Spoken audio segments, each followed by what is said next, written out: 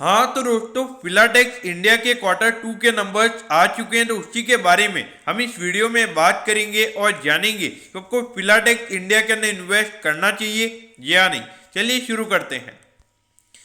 तो देखिए, सबसे पहले अगर हम यहाँ पे कंपनी के टोटल रेवेन्यू के नंबर्स की अगर हम बात करेंगे तो 68% से कंपनी के रेवेन्यू के नंबर्स बढ़े हैं और 964 करोड़ पे ये नंबर निकल कर आया है। तो अगर हम देखेंगे तो क्वार्टरली बेसिस के जो नंबर्स है यहाँ पे रेवेन्यू के, ये काफी अच्छे हैं। अगर यहाँ पे नेट प्रॉफिट की अगर हम बात करेंगे तो ये नंबर 40% से बढ़ा है और 73 करोड़ का कंपनी को टोटल नेट प्रॉफिट इस क्वार्टर में हुआ है।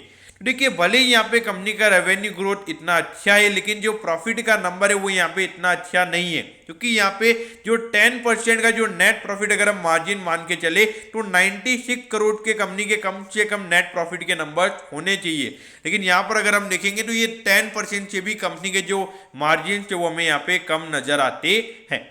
अगर यहाँ पे ईयर ऑन ईयर बेसिस के कंपनी के रेवेन्यू के नंबर्स की अगर हम बात करेंगे तो ये नंबर 90% से बढ़ा है और 964 करोड़ पे ये नंबर निकल कर आया है। तो यानी कि almost year on year basis पे कंपनी के जो रेवेन्यू के नंबर्स हैं वो डबल हुए हैं।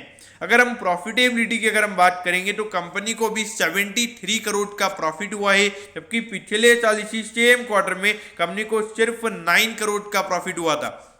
तो यानी कि अगर हम देखेंगे तो अराउंड 8 टाइम्स हमें यहाँ पे जो कंपनी का प्रॉफिट है वो ईयर ऑन ईयर बेसिस पे बढ़ता हुआ नजर आ रहा है। तो अगर हम देखेंगे तो ये पर्टिकुलरली ये जो क्वार्टर है ये कंपनी के लिए अच्छा रहा है, लेकिन आपको ये नहीं समझना चाहिए कि आने वाले क्वार्टर्स में भी कंपनी ऐसा ही परफॉर्म करेगी, क्योंकि देखिए पिछले साल कोविड था और पिछले क्वार्टर में भी कोविड की सेकंड वेव थी, तो हम सही से यहाँ पे कंपेरिजन नहीं कर सकते, ये बात भी आपको समझनी होगी। अब देखिए, बहुत ही छोटी सी कंपनी है, लगभग 2300 करोड़ का इस कंपनी का मार्केट कैप है और 9 के पी पे ये स्टॉक अभी ट्रेड हो रहा है। और अभी जो नंबर्स यहाँ पर हमें देखने को मिल रहे हैं उसके बाद ये जो पी का नंबर है ये 6 के लगभग चला जाएगा।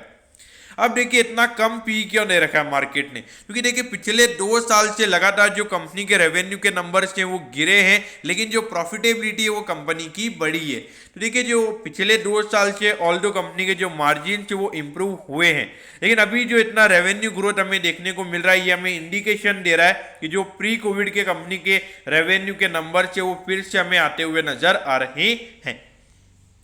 अब देखिए, 101 पे ये स्टॉक अभी ट्रेड हो रहा है, लगभग 3.5% ये स्टॉक आज नीचे था और 127 का इसका ऑल टाइम हाई है।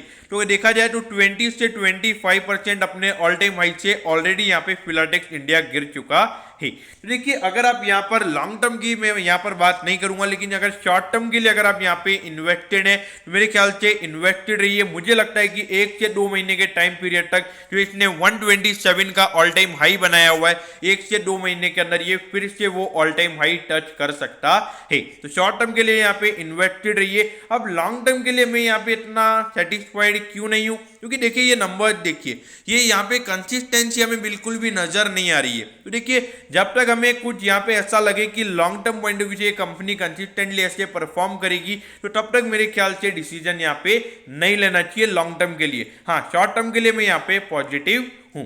दोस्तों, मैं होप करता हूँ कि आपको फिलाटेक्स इंडिया के Q2 के नंबर्स के बारे में सब कुछ पता चल गया होगा। अगर आपकी कोई भी क्वेरीज है तो आप कमेंट कीजिए, मैं जरूर आपके कमेंट पर रिप्लाई करूंगा। ओके दोस्तों, thank you, have a nice day.